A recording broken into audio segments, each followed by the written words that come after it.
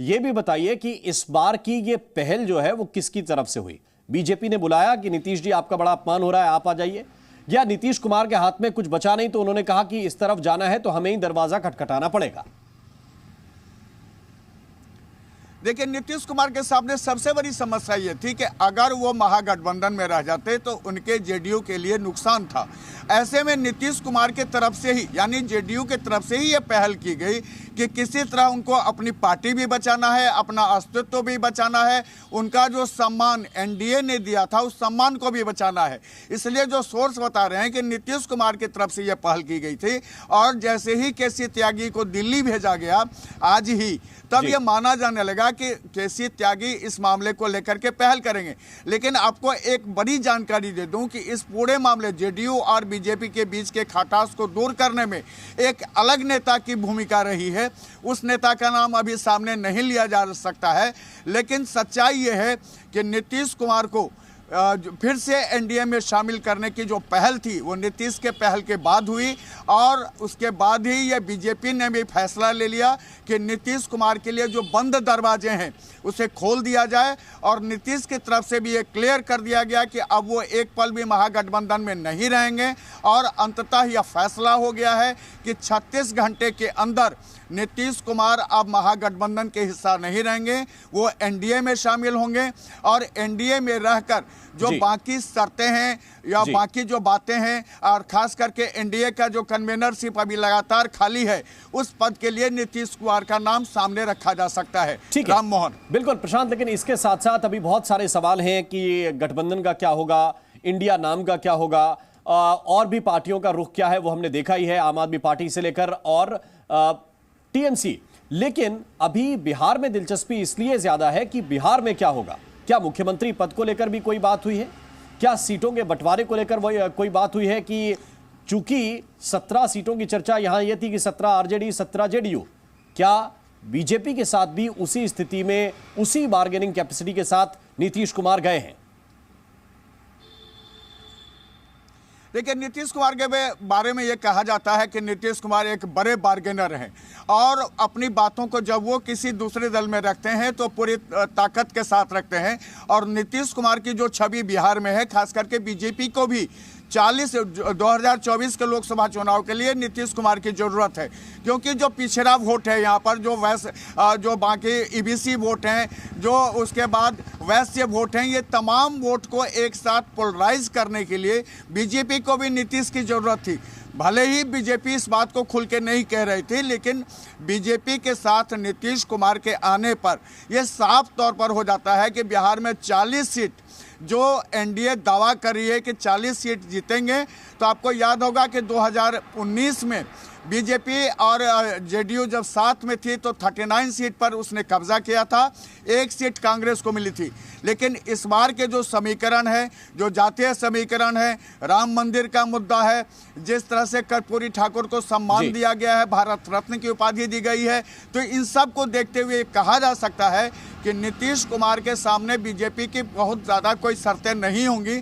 इतनी शर्त जरूर होगी कि सीट शेयरिंग पर जो सम्मानजनक समझौता है वो जो भी एनडीए में शामिल दल हैं उनके साथ किया जाएगा, और इसके साथ ही बिहार में लोकसभा चुनाव भी लड़ा जाएगा, और मुख्यमंत्री पद पर अभी नीतीश कुमार बने रहेंगे। बिल्कुल, ये जो आखिरी बात, ये सोर्स की जो जानकारी है जो आपने बताया प्रशांत, ये इसलिए महत्वपूर्ण है क्योंकि नीतीश जी के बारे में ये कहा जाता है कि येन केन प्रकारेण मुख्यमंत्री पद नीतीश कुमार के हाथ में रहना चाहिए। गठबंधन बीजेपी के साथ होता हो, टूटता हो, टूट जाए, होता हो जाए, आरजेडी के साथ होता हो जाए, और टूटता हो तो टूट जाए, सीएम नीतीश कुमार ही रहेंगे।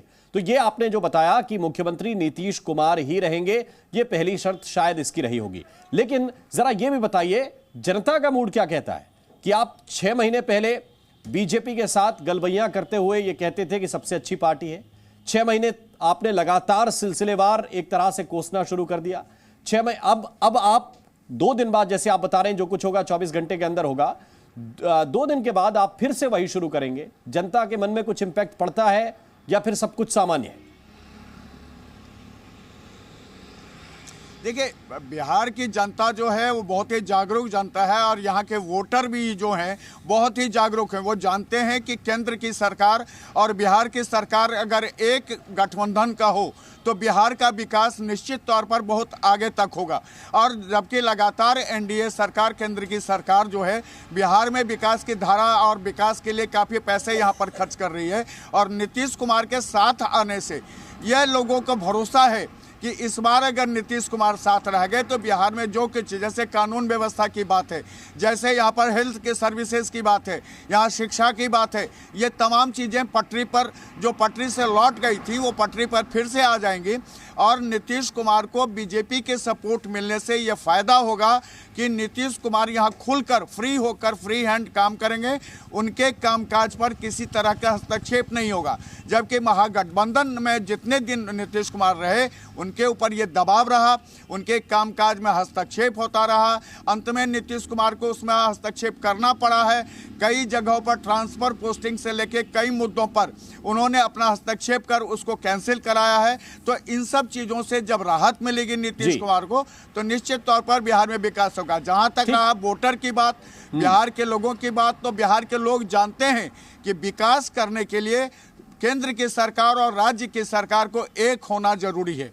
ठीक, तो जरा एक बात बताइए प्रशांत, उस दिन फ्लाइट में गिरिराज सिंह के कान में जो लालू यादव ने कहा, क्या वो सच था? देखिए, लालू यादव ने जो कुछ भी गिरिराज सिंह और लालू यादव के संबंध काफ़ी पुराने रहे हैं।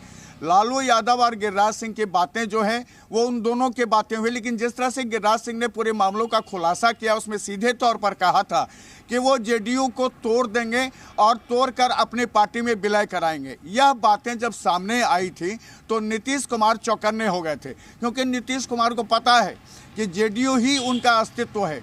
और जेडीयू 1994 से लगातार अगर गठबंधन रही है बीजेपी के साथ, नीतीश कुमार की, जॉर्ज फर्नांडिस की, शरद यादव की, तो उसके पीछे उनकी पार्टी रही है।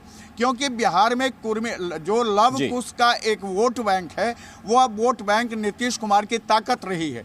और इसी वोट बैंक के सहारे नीतीश कुमार यहाँ पॉलिटिक्स करते रहे हैं। और इस बार भी जातीय ताकत रही है। लेकिन प्रशांत, एक चीज और, जो सामने 2014 में अलग होकर गठबंधन से, बीजेपी के एनडीए गठबंधन से अलग होकर देख चुके हैं नीतीश कुमार। सीटें आई थी 2, 2019 में जब साथ में लड़े, फिर सीटें आई 16। क्या नीतीश कुमार इस बात को भी भांप रहे हैं कि जब राम मंदिर का उद्घाटन हुआ है, मोदी के नाम पर अभी भी लोग वोट इफरात में कर रहे हैं? 3 प्रदेशों का चुनाव उसका उदाहरण है। क्या नीतीश कुमार ये जोखिम भी मोल नहीं लेना चाहते कि अगर वही स्थिति बनी तो फिर लोकसभा कहीं शून्य ना हो जाए उनके लिए? बिल्कुल आप सही कह रहे हैं। नीतीश कुमार के सामने ये सवाल था, क्योंकि उन्होंने 2014 भी देखा था और 2019 भी देखा था। 2014 में उनके पास 2 सीटें आई थी, लेकिन 2019 में उनके पास 16 सीटें आ गई। वो भी एक गलती से, नहीं तो वो भी 17 के 17 सीटों पर कामयाब होते। और ये नीतीश कुमार की ये बातें सालती रही हैं। उनको पता है कि अगर बीजेपी के साथ है तो बीजेपी का जो कैडर वोट है, वो कैडर वोट और उनका जो अपना वोट है, ये अगर एक साथ आ जाए तो निश्चित तौर पर बिहार में उनके पार्टी के साथ सांसदों की संख्या बढ़ेगी। और यही सब कुछ वजह हैं कि जिसके वजह से नीतीश कुमार लगातार निगाह रखे हुए थे और अपनी पार्टी को टूट से बचाने के लिए वो जब उन्होंने अध्यक्ष पद स्वीकार कर लिया, उसके बाद से ही समीकरण चेंज होने की उम्मीदें की जा रही थी। आज देख लीजिए कि आज भी बैठक में ललन सिंह तो भले ही नीतीश कुमार के साथ मौजूद थे, नीतीश कुमार ने इसलिए ललन सिंह को पास अपने साथ रखा था क्योंकि उनको संदेह आज भी है कि कहीं ललन सिंह अलग होंगे तो कहीं उनकी पार्टी में कोई विभेद ना हो जाए, कोई टूट ना हो जाए।